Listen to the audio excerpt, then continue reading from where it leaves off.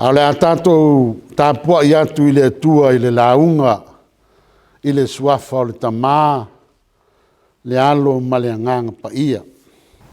A o ai mata i le tusi sa tātou whaitawina, ma i le whenga inga tuai ke nese tolu se fulu ma le tolu whai upu mua e o i le iwa.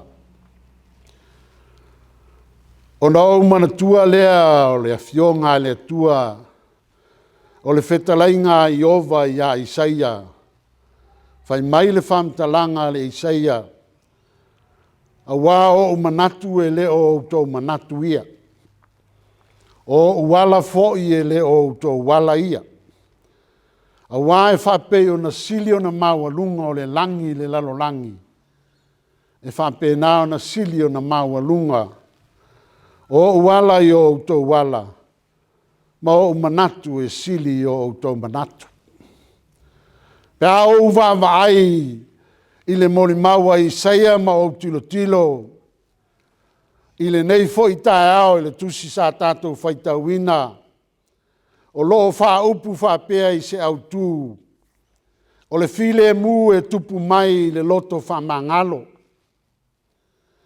Ai ua o suia i se wha upunga wha pea. I atangia le ola, i le ola, fo fonga o Iova. I atangia i lo so i fua ma so ola, fo fonga o Iova. E wha pena se ata le aita oto, i le kenese tolu sfulma le tolu, whai upu mua e o i le iwa. Whai mai o le taimi popole ma le taimi atu vale o Iakopo, ua tu fesili la ngona ma manatu, ina ua ia whalongo i le tala ua moli mau mai e ana au auna.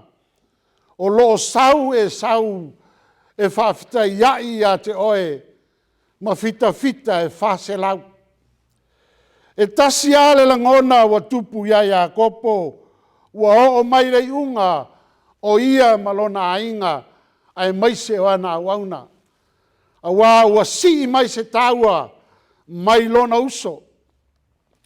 Pai mai leo le whamtalanga, ua o se mau e se ngia o le au auna ia Iakopo, ina ua maofalo na loto, ina ua whetai ai malona uso, o na vaai atu lea e suia fōlinga, o lona uso e sau. O lona winga o lea tala, ua le fōlinga e sau o se tangata, o si mai se taua, po se tangata e sawa, a ua sau e sau o ia o le uso. Pai mai leo le matua wa o filifilia, i le fai upu e se fulu o lo whapea.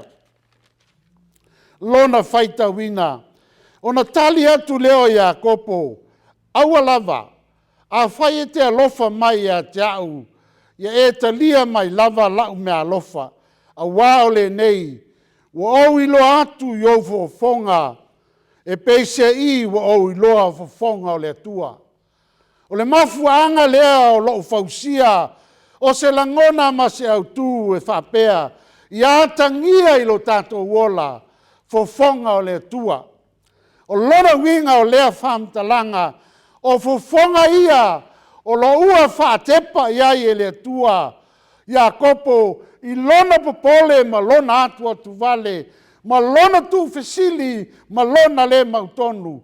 E ngalo ia te ia, o lo o soifua, le atua, o ia upper amo, o Iakopo, o Isako. Pai mai leo le whamtalanga, o au tau mawhai tātou te talatala noa, i le nei fo i tusi ma le whenga inga fau. O te whaau tu ina i se manatu mua, e whapea, o le leleinga e tā pena e le atua. O upu e masani ai le atu nuu, pe a wheiloa i se malanga, o na whapea leo se whamtalanga se tula fale. O le aso po le tae ao le nei, e leo se tae ao sa whafuaveta. Ai o se aso sa lupe, o le taimi lea o le wheiloa inga, na ta pena e le atua o le auso lea, Fai mai le tala le tusi o le aso sa lupe. O lona winga o le aso sa foa e le tua. O le aso sa polka lambe e le tua. I lona lava finangalo. Fai mai le whamtalanga. Wa o le taimi o le tua. Wa ia si la fia. Mea uma lava o i to tonu o tatou loto. Wa sila atu le tua. Wa ngalo ya e sau. Le matui ma le ona. O mea na whaia lo na uso. E le ngata i le whaoa o lo na tofi. O le ulu matua. Ai o ana whaamanuianga. Whai mai leo le whaamtalanga. Ua whaatupu ai e le tua. O le fia ia la pana. Na mafu ai. O na o ese mai a kopo. Ma lona a inga. Ma ana wauna. O lona tamau a inga. O manu. Ma mea umalava na ia maua. Ile au nanga ya la pana. Whai mai leo le whaamtalanga. Whaalelei malo uso. O lona winga o lea whaamtalanga. O le foafoanga le tua. Whase fulu tau sanga. O vala le ausole nei. Ona o whawhita uli ma mea e tutupu i tonu o lele toi whale o tātou ainga. Whai mai leo le whaamtalanga. Le avatu lau taulanga. Ale mātai o. Ae avatu lau taulanga i le whata whai taulanga. Ia e tuu ma ia e mana tua. O lo iai lo uso se mea e ti ngā ia te oe. Ona whai mai leo le mātai o. Ia tuu lau taulanga. A ia e alu e whalelei. Mua ma lo uso. Ona e saua i lea e whai lau taulanga. O le mea moni ma le whamaoni. O whaiva o tangata e Peru. O tangata o si taulanga. I lea aso ma lea aso. I so se sauninga. Po o so se whamanatunga i lo lato wola. Whai mai leo le whamtalanga le tuspa ia. Ia kopo. Alu e whalelei ma lo uso. Alu sei whamalia lo uso. O lo tau aveti ngā. Male polonga i lona loto. O no mea sa e whaia. Sa e whaoa lo le tofi. O le ulu matua. Ai maise o ana whamanuianga. E mai leo le. O le tala Iesu. A o la unga i le maunga. A muia e whatupuina le file mu. A wae ta ua i la tau a ta li o le tua. O le tasi lea matua tau ave a Iesu ke riso lo tatou whaola o isi winga ia o le tua ia maua e lo tatou ola ia tatou maua le loto file mu po o le anga malu po o le loto whamangalo. Mai leo le tala le tuspa ia a muia oe e whatupuina le file mu a wae ta ua oe o le atali o le tua. A whai e tau i ta ua o whanau po atali o le tua. O lona winga whai mai le tamatua a o iloi o fufonga e peise i o fufonga i ova. O lona winga e tātou te wholinga i le tua pe a whai e a vea oe maau o atali o le tua. Mai leo le au tu e peo no whai atu. O le lenga e tā pena i le tua. O lona winga o lea tāla e peo no whai atu le amatanga. E le aise mea i lo tātou ola. E le aise mea tātou te whaia. E au noa ma lona pongai. Ma lona mafuanga. O mea uma lava o le ola nei. Ua uma o na foa e le tua. Ua uma o na ia Paul Kalameina. I lau soifua ma lo ola. E ai taimi e whenga iai tātou mati ngā i tonu o tātou ainga. E ai taimi e ese ai tātou mauso. E ai taimi tātou te whenga iai ma lea foi whawhita auli. Ai whai mai le whamtalanga. A whai tātou te la lafo i le tua. O na sau leo le tua. E au mai o na file mu. Ma whaale leia le tātou no nofo ai le neiso i fuanga le tu mau. Whai mai leo le manatu e lua. O lalo e sa ili ai malo. O senga ngana ua lona e whaafonga iai. Ma ua whaafango tangi au. I le aso ma le aso. I le teleo o whawhita auli o lo tupu. I maise o lo tātou ola nei. e whaapea le ngana toi ina o lalo ae sa ili ai malo. Ae sila iai i le tusi sa tātou whaitauina. Whai mai le whamtalanga ua te pae ia kopo wai loa atu. Whaauta foi o e sau o sau. Matangata e toa whase lau. O na wawai atu lea e ia o le whanau ia lea. Marasela ma au na fine toa lua. O na tu mua atu lea o ia. O au na fine mai la malato whanau. Ma lea malana whanau. Ai au pito ane iai Rasela ma Iosefa. E au pito muli la ua. O na mua atu lea o ia ia te ila tou. Ua whaafitu o na ifo to ele. Whai mai le whamtalanga e peo na ta ua e le amatanga. Le popole le ama le atu atu vale. O lo o iai le soifua o Iakopo. Na mafu ai o na ia vai ina lo na nuu e peo ni vaenga au. O na whai mai leo le tala. Na mua Iakopo e whaafitu o na ifo to ele. O le ifo to ele o lo whamatalaina o anga e ngata i tupu. O lona winga, o le taua nau e le tangata, o le finangalo, ina ia avaese le ita, ina ia ngau mai le finangalo, ma maua lona loto e whamangalo ai oe. Whai maile o le whamtalanga, e whaafitu o na ifoto ele. Ia kopo asi sila ma e whaitau iai. E wholinga o lo savali ia kopo i ona tuli. Whai mai e whaafitu o na ifoto ele se ia o ina whetaiai i malona uso. Ai o le tala tātou te maua. Sa e malo whaiva. O lona winga o lea whamtalanga, e le aise sa ili ngā malo, e sa ili lalo, e le ae malo. A e fesili le tuspa ia sa tātou whaitawina, o a malo whaiva. O a whaiva malo lo ali ai i lea tusi. Whai mai le whamtalanga, o le mea mua, o le fusi o ia e lona uso. O le ae malo leo whaiva, sa uni mata pena ina ia kopo, ua maua se fusi mai lona uso. O lona winga, ua whaai loa atu e lona uso, ua au whama ngalo ina oe. Whai mai le isi mea e lona lua, ua songi le uso ma le tangi. Ua tau tino e lona ola ma lona loto, ia kopo, o lo ua lava matatoe, le anga le leio le atua i lo uola, aua i te toe manatu i mea ua tuanai. E whape nase anganga o lo au mai lo tātou soifua ma le ola. O le ase mea o a whaina ai lo loto i so uso. O le ase mea o anga le anga i lo uso i ate oe. Whai mai le tala le tusi ia e songi matangi. O le winga o le tala e whai mai nisi o awa onga. E tangi ia kopo.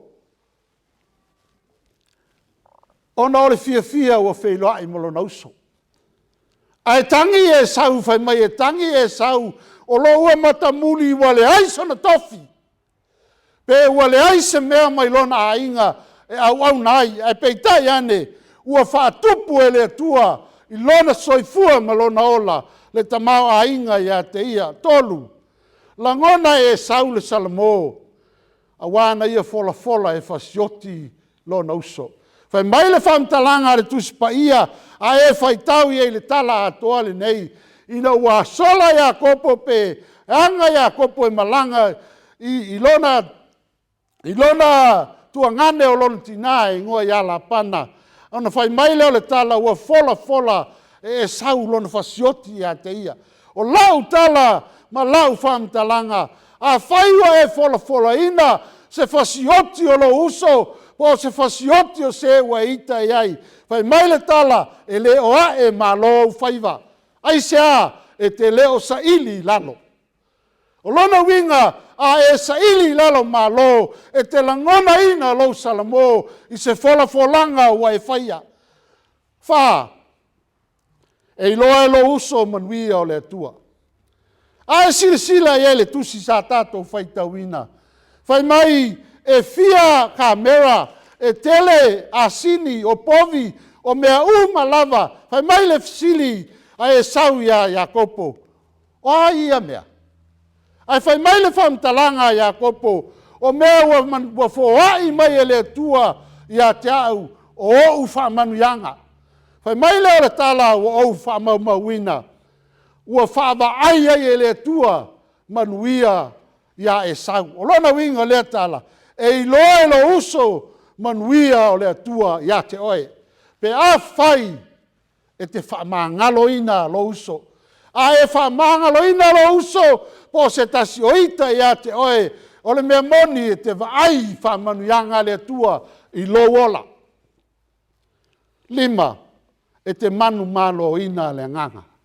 O le sini lea ma le autu, o le feau o le tala le lei, ina ia e manu malo ina se nganga mo le li. Fai mai le whamtalanga, ua avea le tō tuli po le ifoto ele o ia kopo mala, ua ngausia ai se loto ti ngā, ua liu suava iai se wha moe moe sai lona uso, a ua sau mafusi lona uso matangi. Lona winga, ua e manu malo ina le nganga o lo uso. A whai e a e malo whaiva, pe a e sa ili lalo malo, o na mauti noa lea, ua e maua ina le nganga o lo uso. A e sila sila le whenga inga fau. Whai mai le whamtalanga a le whenga inga fau, tusi o mātaio. O le whesilia Peteru, Yesu, e whawhia o nanga sala mai lo uso, ai o whamanga loina. Whai mai le whamtalanga a Peteru, e whawhitu o na lava lea. Whai mai le tala Yesu, o te le whai atu e whawhitu. Ai e whawhitu se fulu mawhitu. O lona winga o le whamtalanga, o le tula fono whaiutaia, e whaatolu o na e whamangalo ina le tangata, o na mai whai lea, o na eto e whaasala. Ai whai mai le manatu o Peteru, a fitu ua lava. O lona winga, o le whaingu mea lea Peteru e anga sala ai se tasi ia te ia, mana whaamangalo ina, o le fitu. Ai whai mai le tala Yesu, le ai Peteru. O te le whai atu e fitu, ai ia wha fitu se fulu ni fitu. O lona winga o lea tala, e le fase la wivas fulu, o na e whamangalo. Ai o le winga o le whamtalanga a Yesu, whamangalo ia sa uma, o taimi uma o lo ola, au ai te tau i masui. Au ane e whawina, se mea e le anga i le isi o uso. Ai o le mea o lo mana mia Yesu, ina ia whe oi ai, whe mulu mulu ai li whangaluenga le tua, ina ia awane iai se ita. O le tala lea Yesu ia Peteru, wha fitu ngā fulu ni fitu. O le whesili, o wha pe iro tātou wola i nei vaitai. E wha fia na ita lo uso ia oema e tō tama. O le ale umi o lo e tau ave ai le ita o lo uso ia te oe, o se mea sa whai e lo uso ia te oe, e mawhatia ai lo loto. E leo ma whai o na tātou la lafo i le tua, na te whamamaina, ma whamangalo ina a tātou wangsala. A wao le whesili tele le nai lo tātou wola, whai mai le whetalai ngā Yesu i lunga le sa tauro, lou ta maae, ia e whamangalo atu ia te i la tou, a wao wa latou le i loa le mea wa latou whai. Wa o ai le oti o Yesu, ai whai mai Yesu, ta maa, whamangalo. Lea le soifuanga o tātou. Lea se ola o tātou Samoa. E ma whai o na tātou whamangalo ina, se tasi o lea e oti ai. O loo ia te oe le tarit. Ai o le fina ngalo re tua i lon ta maa. Whamangalo ia te i lātou. Whamangalo le tua ia te i lātou, wā lātou te le o i loa, le mea o lātou whai. E taofi ese o tātou na ngona ma manatu i le soifuanga nei. O le mafuanga fo i lea, o le tupu o le feita ngai i lo tātou wola. Pe ae sila le tala iai o sefa. E fai mai o le tangata anga malu. Ao e sau o le tangata tuli manu. Ai peitai ane o le whaia ngā luenga ma mea uma ina ia maua ai e ia kopo whamanianga o mea sa whai e lontina. O lona winga, tātou te leo i loa, tātou te le masino ina le sao, ma le ame o tonu a le tua, a wae le aiseisi na te iloa. Pau lava le fina ngalo le tua, a tātou maua loto wha mangalo, ua tātou fōlinga ia te ia, ua whai oe māu, ma atali o le tua. Mai le matua le sa au fitfidia. Wa au iloa i au fonga, pe se I wa au loa atu fonga o le tua. A e whamangalo lo uso, ona e mautinoa lea wa suia e le tua au fonga. Wa whaafolinga o e le tua i lona atali, wa whaofu o i lona mamalu, a e maise o le vi inga o le a whaapale ina ai oe. Tātou e ka le sia mai tātou. Ia tātou maua le whamangaloai. Ina ia fifi le mua o tātou a inga. Ina ia maua e tātou mātua me whanau le fi le mu. Tono a inga o nuu o e ka le sia ai maise o le tātou o tunu. Pe a whai tātou te ola i le isi natura o le atua. Whamangalo ina ia tātou maua le fi le mu. O le tala lea na mafuai o na madiwi e su mo I tātou. O anga ia o le atua na sawai le atua ina ia whaamama tātou anga sala. E lema whai o le tauia mai e I tātou le whainangalo o le atua ma le ngā luenga sa whai e le atua mo le whaamangalo ina o I tātou. E tasi a le mea o lo whinangalo ai le atua ia te oe. Ina ia e fufonga, ia suia o fufonga e pei o fufonga o Iova. Lona winga, ia tātou fōlinga I le tua. Le Ioane e whai mai le tala Ioane, o I lato uma o e talia o ia.